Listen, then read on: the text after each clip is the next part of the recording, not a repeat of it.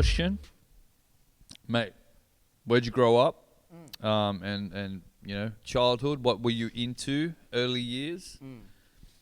I grew up, born and raised in Wollongong. My childhood was all there on Darawal country. My mother is from the Philippines, so she arrived in Australia in 1985 from Tacloban. And hey, represent Philo Pride. So we got so many Filipinos up in the place. There's a lot of Filipinos up in the place. I'm not gonna Put lie. your Filipino flags in the comment section right now. Bro, what an MC guy already. Yeah, and so my father as well is, we're Murawari. So my grandmother, his mother, was born and raised in Brewarrina, Nambar country, northwest New South Wales. Her father was born under the birthing tree on the Colgoa River, just 1 hour north of Brewarrina in a place called Wilmaringal. Population about 70, probably now 40. It's just it's one street. It's like house, post office, house. All right. And you sound very familiar with this town. Yeah. I've been there. Yeah. Straight up. One of the houses. But yeah, so that's my family. That's my my identity. But me, I grew up in Wollongong, and I lived in Sydney since 2012, and been studying there, playing there ever since. Word up, man. Dope that you're dropping the culture thing straight away. We'll chat about that. Coming up in Australia as well, always like to ask the guests, hip-hop experience, your first hip-hop experience. And I suppose I always ask this question less about your involvement and more about because, and I always sort of contextualize this question too with, it's not the biggest, genre, or at least it wasn't a couple of years ago, especially when we were all getting into it. So what was your first experience, and when did you sort of see the culture and the music and be like, yo, I love that? I feel like I'm so glad that we're able to talk about this, because every time I am asked about influences or, who did you listen to growing up, I feel like I have to brush past that question. I'll say a couple of names and then I'll leave it be.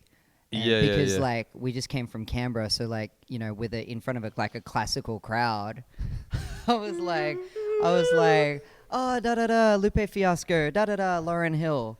And they're like, okay. I mean, they're no Beethoven, but you're sure, whatever. Yeah. But yeah, man, Lupe Fiasco, Lauryn Hill, The Far Side, MF Doom, Eminem, Snoop Dogg. And it's interesting, the first album I heard of Snoop Dogg, start to finish, was the Blue Carpet Treatment, which is a weird one, eh? Really? Yeah, and the first Eminem album I ever heard was Encore. It's I come in, it's I've dropped in the midway point. That's a weird pocket. The start albums of a lot of artists. So you had to go back on that. First album I heard of MF Doom was Food. Yeah. Not, was it Operation Doomsday? Yeah, no. Yeah, so it's interesting. It's I've come in and then I have to backtrack. How was that? How was that? Because, I mean, for, a lot of other people's listening, obviously they hit first or second albums, which were still as far Blue Carpet Treatment. Wait, I know, of all the albums as well, wait. Blue Carpet Treatment. What was the single of that? Yo, I couldn't tell you. Right at the, I remember the, Vato and that song with that dude, R. Kelly's in it. Oh, the damn. One. That's that shit. Oh, yeah. Yeah. Okay. Bizarre. Yeah, so how was that? Tell me this then, going back, right, and then hearing the classics that were before those albums, what sort of impact did it have to then dig backwards and just find this crazy music? It made me sort of backtrack the influence as well, because I would first. It's so funny. I heard, say the best example is Outkast, right? That was one of the first albums I ever bought. Was Speakerbox, The Love Below, 2003. That was Outkast. Pretty commercial too, which is hugely commercial, crazy. And it was an album they've been working on for years. It's 40 tracks in total, and I first heard that. And I was like, this is dope. That's what I love about Outkast, and that's what I kind of started to think about their sound. then I heard Stankonia, and then I heard AT Aliens. Yep. And it's like, oh, this is very different. And like, I kind of wish that I heard it from the start to hear their growth like naturally. Yeah. But I didn't. It's super weird, super strange. And so like, what does it mean for me to then be able to like not find out about that until much later? I didn't know much about The Last Connection, about Jimbla, about, you know, Young Warriors, about Street Warriors until like a little bit later. And like every now and then I'd hear some stuff and I'd be like, that's dope. But for the most part, it was like Lauryn Hill and it was like Eminem and shit. And so I'd be like, oh, that must be their thing. Yeah. And we don't have that. And then I realized more and more as I got older, oh, we definitely have a crew here. We definitely have a community that use hip hop in a way to express identity. And that became very clear when I was in high school, and I loved it. And I started like getting into hip hop way more, started rapping, trying to be like Apple Diap, trying to like, you know, I loved like, obviously like, you know, Local Knowledge and The Last Connection. But and it was like, you know, I want to express myself because I felt like I belonged to that. yeah, yeah. Nowadays, I'm seeing something very exciting where it's like undeniably out there. Yes. You can't ignore Barker. You can't ignore no, you Kobe cannot. D. Yeah. There's no way you could ignore Nookie. No, Like yeah. we are out here, Yeah, and yeah. people are pushing, and you know, it's starting to get to a point where if you like anyone here or whatever, like, you know, was talking to someone in the States and they're like, what are you doing with hip hop in Australia? Yep. We're Busy. check out Barker, like Yeah, listen yeah. to what we're doing. We're, you know, dreaming now. Yep. And his brother, you know, Dara, like we're aboriginalizing it. 100%. We are creating our own, just like J-pop, just like, you know what I mean? Like this Yeah, is our straight own up. shit. Yep. And it's so embedded into culture. I think it was like Joel Wenatong or someone who was saying like the 4 elements of hip hop work hand in hand with the 4 elements of aboriginality Yeah, I and saw that. indigeneity, right? Yeah, You yeah. got MCing, you got breakdancing, you got DJing, you got street art, Yeah. graffiti. And the same way, MCing, you've got you know, our oral teachings, our corroboree, our Yep. singing, song lines. Yep. Breakdancing is our dance, right? When we kick up dust to bring Biome's rains down so that we can take care of country. Yeah.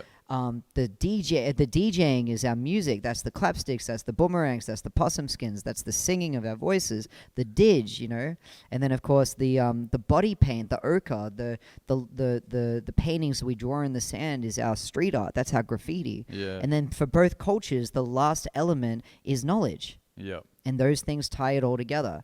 Same way, our stories are the knowledge of the lands, the waterways, and the sky. Our history is dependent on continuing that knowledge, and hip-hop just happens to be the latest and, in my opinion, one of the most effective vehicles for, you know, maintaining and continuing that knowledge. Yeah, man, 100%. Fuck, so well said, yo. And like, it's like, it's an undeniable correlation, or like, do you know what I mean? It really runs side by side, and I think that's why it's been so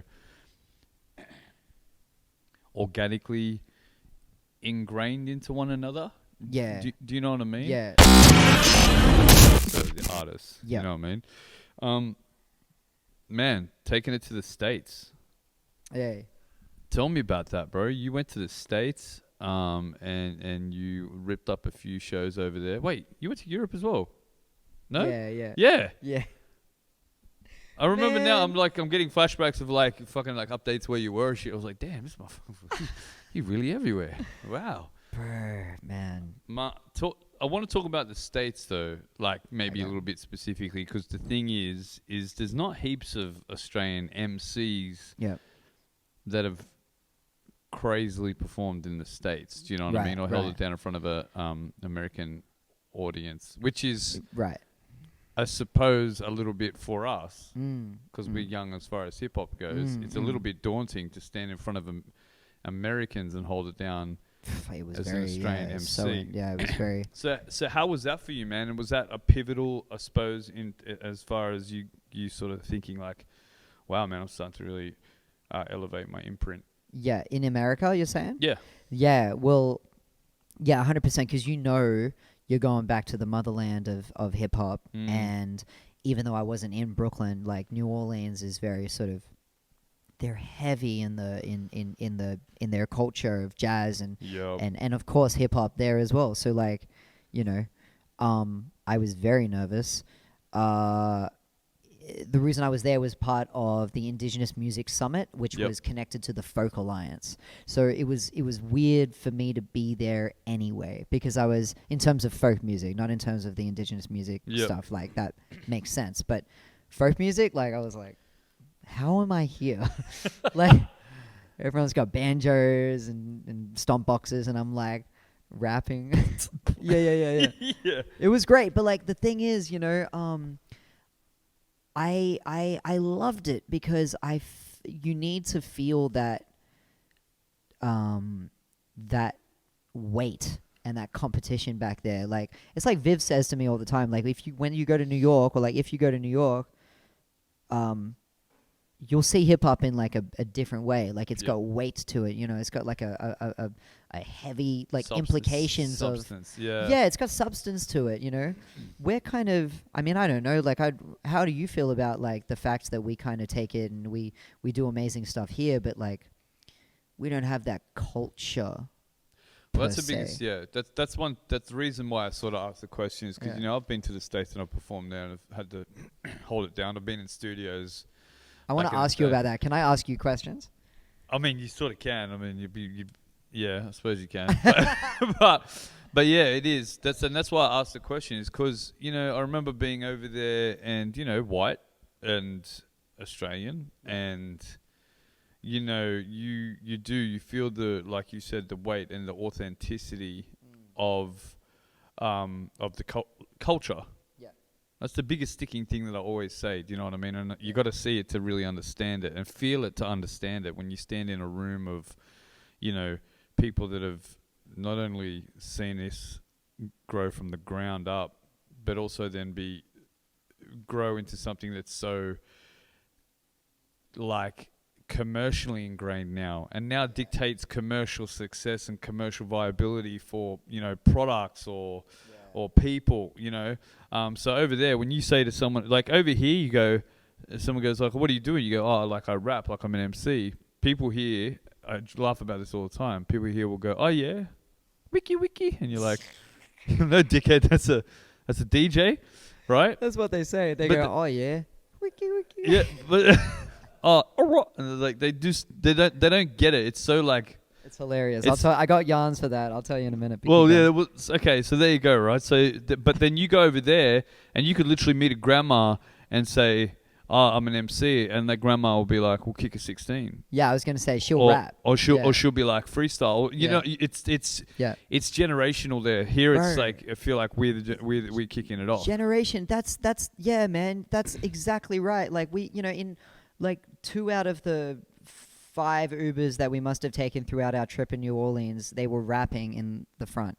Like the driver was like singing along to Slick Rick. Yep. And I was in the front and I was like, once upon a time, not long ago. It was hilarious. It was like a music video. We were the driver and the passenger were like, once upon a time, long ago. And Viv's in the back like, and lived life slow. There was a little man. Oh shit, we're living the life. You know, so we were like, I mean, she's not like, she's used to it. I wasn't used to it because I was like, wow, they feel hip hop in a very generational way. Yep. And of course we don't get that. Well, not like we, but like collectively.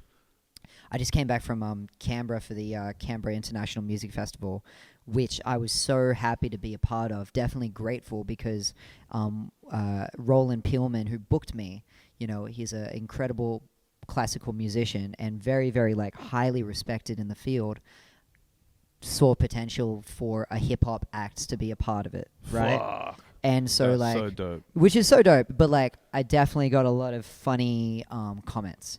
Like a couple of people were like, "Oh, you're like a fringe act." Or something like that, like, because I'm more of conservative, like, where, like, I guess you're, like, sort of more of a fringe act. And another person said to me, it was like, oh, this is the wrong crowd for you. Like, this is the wrong crowd. Then you go in there and tear that bitch up. I teared that shit up. It's like, and he came back, he was like, no. Yeah. And you'd be like, yeah, but, no, I'm still cool, I'm Dobby. Yeah. I remember this one person, now I'm just, like, spilling the bit. I knew this was going to happen. I'm going to get in trouble.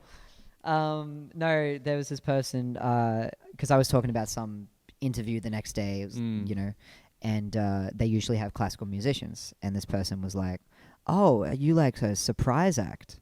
And I was like, "I guess I must be, because everyone I say it to seems very surprised." I was like, Yeah. and Diola's like, no,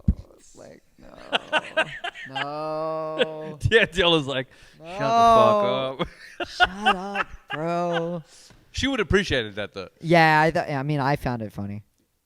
I'm sure she would have, but maybe not in the same way that you did. How has it really helped you,